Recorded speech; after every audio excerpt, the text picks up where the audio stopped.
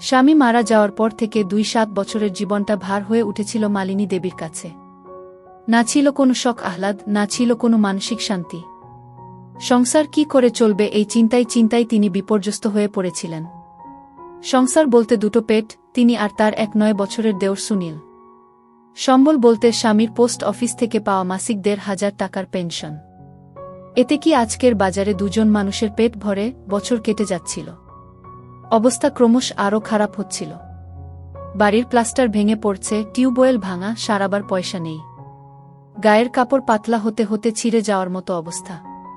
একদিন খেতে খেতে মালিনী তার দেওরকে বললেন, এভাবে আর সংসার চলছে না, তুই এবার একটা চাকরি খুঁজে দেখ।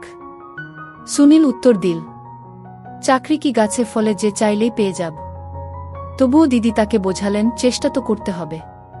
ঘরের ছেলেরা যদি কিছু না আনে তবে সংসার চলবে কিভাবে।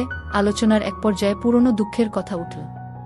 সুনীল হঠাৎ শুনে অবাক হল, যে দাদাকে সবাই সম্মান করত তার জীবনেও ছিল অন্ধকার একদিক। মালিনী চোখে জল নিয়ে বললেন, তোর দাদা বাইরের খারাপ সঙ্গের দিকে টান পেত, এ কারণেই সংসারে অশান্তি হতো। স্বামী মারা যাওয়ার পর মালিনী দেবীর সংসার যেন আগুনের কুণ্ডলী হয়ে উঠল। দিনে দিনে দুঃখ আর অভাব ঘিরে ধরল তাকে। সংসারে মানুষ বলতে সে আর তার ছোট দেওর সুনীল। বয়সে মাত্র ১৯। দিদিকে ভরসা করেই দিন কাটত তার। কিন্তু ভরসার পাশাপাশি সংসারের দায়ও তো আছে। পেনশনের ১,৫০০ টাকায় মাসের খরচ চলে না। চাল, ডাল, তেল, লবণ, ওষুধ, জামাকাপড় সবকিছুর দাম আকাশছোঁয়া। একদিন ভাতের থালা সামনে রেখে মালিনী বলে উঠল, এভাবে আর সংসার চলছে না, তুই যদি কিছু না করিস তবে এই সংসার ভেসে যাবে।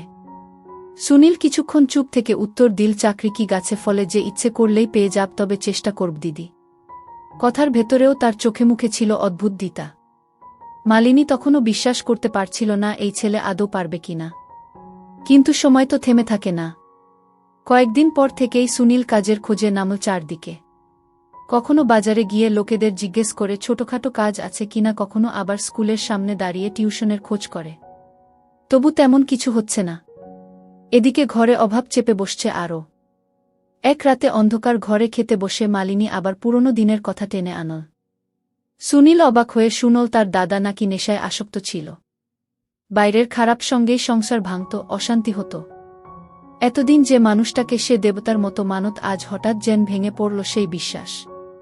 মালিনী কান্না চেপে বলল, ওইসব আড্ডা আর নেশায় ওকে শেষ করে দিল। হঠাৎ হার্ট অ্যাটাক হয়ে গেল, সব শেষ। আমি পড়ে রইলাম একা। সুনীল সেই রাতেই প্রতিজ্ঞা করল সে আর বসে থাকবে না। যতই কষ্ট হোক কিছু একটা করবেই। পরদিন সকালেই সে বেরোল এক অচেনা পথের দিকে। কাজের খোঁজে হাঁটতে হাঁটতে হঠাৎ একটা দোকানে চোখ পড়ল। ছোটখাটো একটা হার্ডওয়্যার দোকান। দোকানদার লোকটিকে দেখে জিজ্ঞেস করল, কাজ খুঁজছ? সুনীল মাথা নেড়ে হ্যাঁ বলতেই লোকটা বলল, দোকান গুছিয়ে বসিয়ে দেওয়ার জন্য একটা লোক লাগবে। টাকা কম, তবে প্রতিদিন খাওয়া দাওয়া জুটবে। সুনীল এক মুহূর্ত দেরি না করে রাজি হয়ে গেল।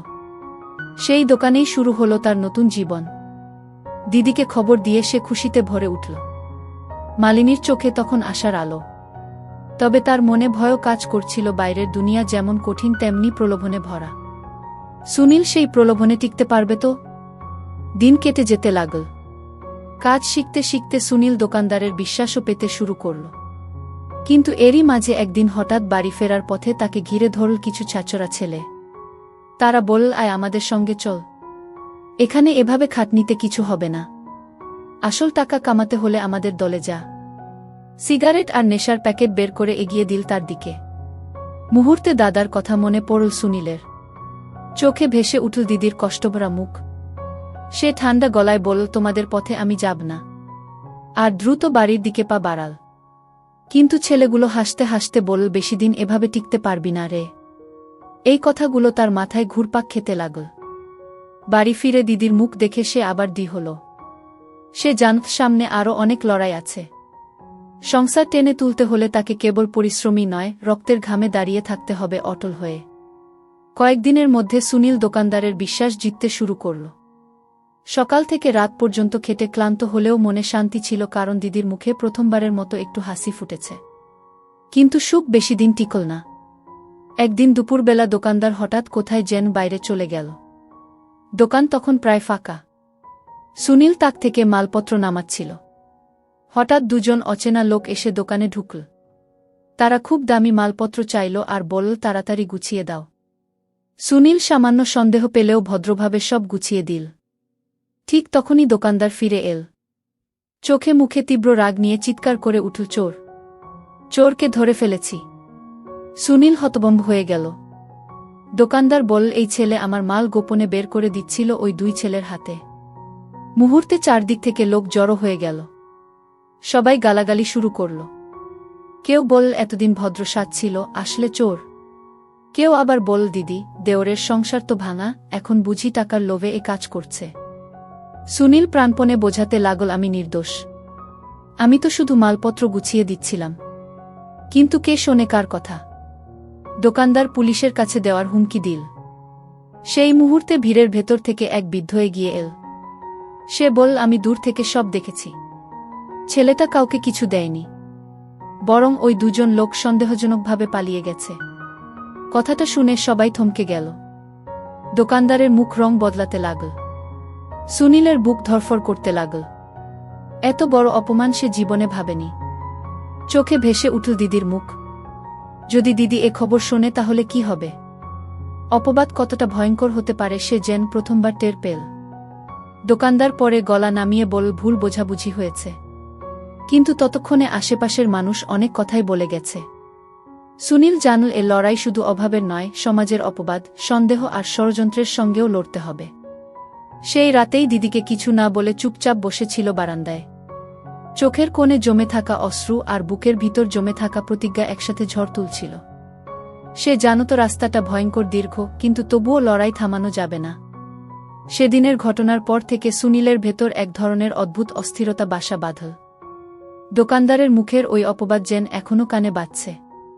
দিদিকে সে কিছু বলেনি, কিন্তু মালিনী বুঝে ফেলেছিল ওর ভেতরে অশান্তি। রাতে খেতে বসে হঠাৎ বলল, কিছু হয়েছে সুনীল? তোর চোখে কেন এত দুঃখ? সুনীল মাথা নেড়ে বলল, না দিদি, কিছু হয়নি। কিন্তু চোখের জল গড়িয়ে পড়ল ভাতের প্লেটে। মালিনী আর জোরাজুরি করল না। সে জানত সংসারের বোঝা যেমন ভারী তেমনি ছেলেটার কাঁধে এখন পুরুষের দায়িত্ব। দিনগুলো আস্তে আস্তে কেটে যাচ্ছিল। দোকানে কাজ চালাচ্ছিল সুনীল, কিন্তু তার প্রতি দোকানদারের ব্যবহার পাল্টে গিয়েছিল। প্রতিটি কাজে সন্দেহ, প্রতিটি কথায় তাচ্ছিল্য। একদিন হঠাৎ দুপুরে দোকানদার তাকে বলল, শোন সুনীল, আজ থেকে আর তোর দরকার নেই। যা অন্য কোথাও গিয়ে কাজ খুঁজ। সুনীল স্তব্ধ হয়ে গেল। কোনো ভুল প্রমাণ ছাড়াই কেবল সন্দেহের জেরে সে আবার বেকার হয়ে পড়ল। পকেটে এক পয়সা নেই, বাড়ি ফেরার পথে চোখে অন্ধকার নেমে এলো। মনে হচ্ছিল জীবনের সব দরজা বন্ধ হয়ে যাচ্ছে। বাড়ি এসে দিদির মুখোমুখি দাঁড়াতে সাহস পেল না। কিন্তু মালিনী জিজ্ঞেস করতেই সে সব খুলে বলল। মালিনীর বুকের ভেতরটা ছিঁড়ে গেল। এত কষ্টের মধ্যেও এই ছেলেটা হাল ছাড়েনি, অথচ মানুষ তার পিঠে কাদা ছুড়ল। মালিনী তখন সোজা হয়ে বসে বলল, মনে রাখিস সুনীল, মানুষ যতই কথা বলুক, সত্যি একদিন নিজের জায়গা করে নেয়। তুই হাল ছাড়িস না। কথাগুলো যেন সুনীলের হৃদয়ে আগুন জ্বালিয়ে দিল। পরদিন সকালেই সে আবার বেরোল নতুন কাজ খুঁজতে। বাজারে ঘুরে ঘুরে অনেক চেষ্টা করেও কিছু মিলল না। ঠিক তখনই একটা গ্যারেজে তার চোখ আটকাল। ভেতরে কয়েকজন ছেলে গাড়ি সারাচ্ছে। সে গিয়ে বলল, কাজ আছে কি? মালিক একবার তাকিয়ে বলল, কাজ আছে, কিন্তু তুই পারবি তো? লোহা টানতে হবে, ময়লা জামাকাপড় পরে সারাদিন খেটে মরতে হবে। সুনীল বিন্দুমাত্র দেরি না করে রাজি হয়ে গেল। সেই দিন থেকেই শুরু হলো তার গ্যারেজের জীবন। তেলের গন্ধ, কালো ধোয়া, হাত কেটে রক্ত পড়া, সবকিছু শীতে শিখল সে। ধীরে ধীরে কাজে হাত পাকাতে লাগল। মালিকও খুশি হতে লাগল। কিন্তু সমস্যা তৈরি হলো অন্য জায়গায়। গ্যারেজের কিছু ছেলে রাতের পর রাত মদের আসরে যেত। তারা বারবার ডাকত সুনীলকে। বলতো, আয় না ভাই, তুই তো তরুণ, মজা কর। মেয়েসব ছাড়া কি আর জীবন? প্রথমে সুনীল এড়িয়ে যেত, কিন্তু এক রাতে তারা জোর করে টেনে নিয়ে গেল। অন্ধকার ঘরে ঢুকেই সুনীল স্তব্ধ হয়ে গেল। টেবিলে মদের বোতল, ধোঁয়ায় ভরা পরিবেশ আর অচেনা কিছু মেয়ের হাসাহাসি। সে ভয়ে বেরিয়ে আসতে চাইলে একজন তার কাঁধে হাত রেখে বলল, ভয় পাচ্ছিস কেন? এভাবেই তো মানুষ বড় হয়। সুনীলের মাথার ভেতর দাদার মুখ ভেসে উঠল। দাদার মতো যদি সেও এই পথে পা বাড়ায় তবে সংসার শেষ হয়ে যাবে। হঠাৎ সে জোরে ধাক্কা মেরে বাইরে বেরিয়ে এলো। গ্যারেজের ছেলেরা পিছন থেকে চিৎকার করে গালাগালি করল। কিন্তু সে আর পিছন ফিরে তাকাল না। দৌড়াতে দৌড়াতে বাড়ি ফিরে এলো। বারান্দায় বসে হাঁপাতে হাঁপাতে মনে মনে বলল, না, আমি দাদার মতো হব না। আমি আমার দিদিকে কষ্ট দেব না। কিন্তু জানত না এই প্রতিজ্ঞার পরই আসছে সবচেয়ে বড় ঝড়। পরের সপ্তাহে হঠাৎ এক রাতে গ্যারেজে আগুন লেগে গেল। আগুনে দোকানের অনেক মালপত্র পুড়ে ছাই হয়ে গেল। আর আশ্চর্যজনকভাবে লোকেরা সন্দেহের আঙুল তুলল সুনীলের দিকে। কারণ সেদিন রাতেই সে কাজে ছিল না। কেউ বল, নিশ্চয়ই প্রতিশোধ নিতে সে আগুন ধরিয়েছে। মালিক ক্ষিপ্ত হয়ে পুলিশে খবর দিল। পুলিশ এসে সরাসরি ধরে নিয়ে গেল তাকে। হাতকড়া পরার মুহূর্তে সুনীলের চোখে শুধু একটাই ছবি ভেসে উঠল, দিদির কাপা মুখ। এ কি তবে তার লড়াইয়ের শেষ?